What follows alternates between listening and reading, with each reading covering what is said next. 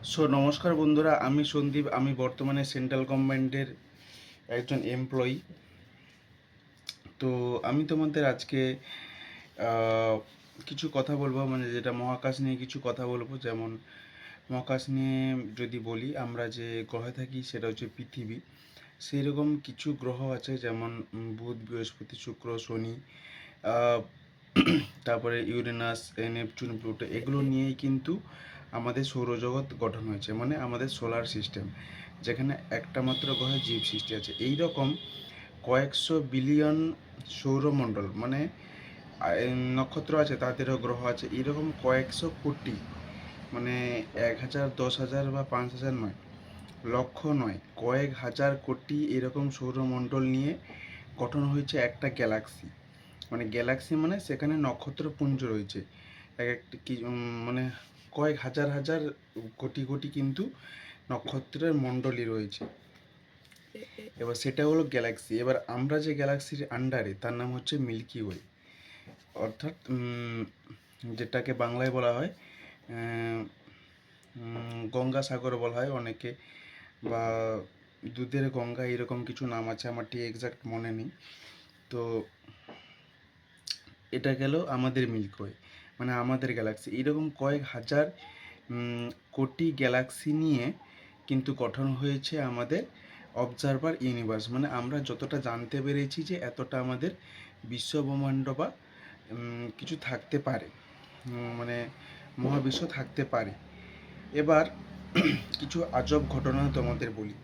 যেমন আমাদের সৌরমণ্ডলের মধ্যে প্রত্যেকটা গ্রহ একই দিকে প্রদক্ষিণ করে, কিন্তু শুক্র তার গ্রহগুলো যেদিকে ঘোরে তার উল্টো দিকে প্রদক্ষিণ করে। এটা কিন্তু ইম্পর্ট্যান্ট। আর কিছু কথা, এই যে সমুদ্র, আমরা বেড়াতে যাই, সমুদ্রের সৈকতে দেখবে প্রচুর বালি রয়েছে।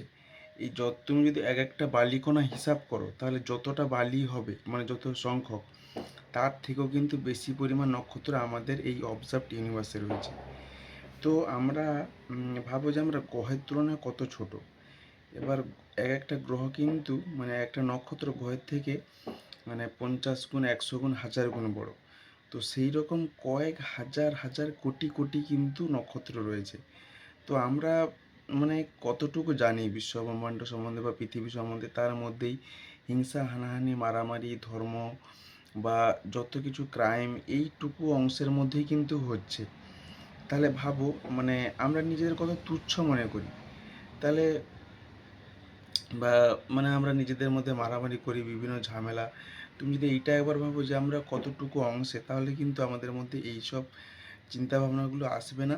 এবং আমরা নতুন কিছু এক্সপ্লোর, মানে আমাদের পৃথিবীর বাইরে কি আছে, কেন আমাদের সৃষ্টি হয়েছে, কেন এই গ্রহে শুধু মানুষের বসবাস, অন্য গ্রহখানে কেন জীব নেই, বা পৃথিবী থেকে কি জীব সৃষ্টি হয়েছে, নাকি বাইরে থেকে কারা এসে, এলিয়েন টাইপের কোনো প্রাণী এসে সৃষ্টি করেছে। তো সেগুলো জানার প্রতি যদি ইন্টারেস্ট পড়ে, তাহলে আমাদের সভ্যতা সমাজ কিন্তু অনেকটা এগিয়ে যাবে। আমরা নিজেদের মধ্যে এই মারামারি, হিংসা, হানাহানি, তারপরে